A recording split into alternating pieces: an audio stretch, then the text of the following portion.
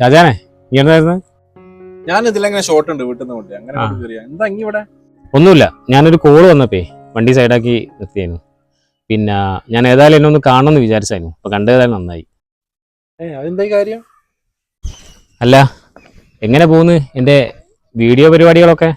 Video ഒക്കെ നല്ല ഉഷാറിൽ പോകുന്നുണ്ട്. ഇപ്പൊ കഴിഞ്ഞ ആഴ്ച തന്നെ പുതിയ വന്നിട്ടില്ലല്ലോ, നല്ല റീച്ചാ. നീ കണ്ടിട്ടുണ്ടായല്ലോ? ഞാൻ കണ്ടിക്ക്. അത് തന്നെയാണ് ഞാൻ എന്നൊന്ന് കാണണമെന്ന് വിചാരിച്ചതും.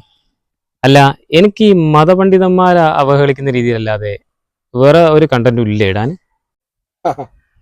അങ്ങനത്തെ ഒക്കെ ഇട്ടാലേ ഇപ്പോഴത്തെ കാര്യമുള്ളൂ. അല്ലാണ്ട് നല്ല നല്ല കഥകളൊക്കെ എടുത്തിട്ട് ആൾക്കാർ റീച്ച് ഉണ്ടാവില്ലേ?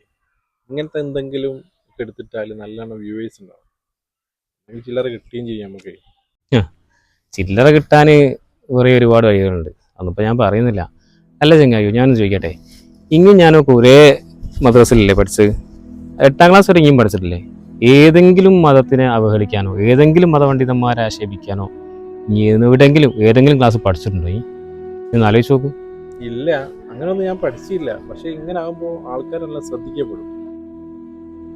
ആളുകളെ ശ്രദ്ധ കിട്ടാൻ വേണ്ടിയിട്ടോ അതുപോലെ വീഡിയോ ക്രീസ് കിട്ടാൻ വേണ്ടിയിട്ടോ നമ്മൾ എന്തെങ്കിലും ഒന്നും ചെയ്യരുത് ഷാജാനെ. ഒരുപാട് നല്ല നല്ല കാര്യങ്ങളുണ്ട്, ഒരുപാട് നല്ല നല്ല സബ്ജക്റ്റുകളുണ്ട്, ജനങ്ങൾക്ക് ഉപകാരപ്പെടുന്ന രീതി ഒരുപാട് നല്ല കാര്യങ്ങളുണ്ട്. അങ്ങനത്തെ എന്തെങ്കിലുമൊക്കെ എടുത്ത് ചെയ്യേ. എല്ലാ മതങ്ങളെയും മതപണ്ഡിതന്മാരെയും ബഹുമാനിക്കാനാണ് ഞാൻ ഇനിയൊക്കെ പഠിച്ചത്.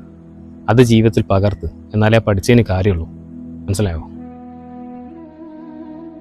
എന്നാ ശരി, എന്നാല് നമുക്ക് കാണാം.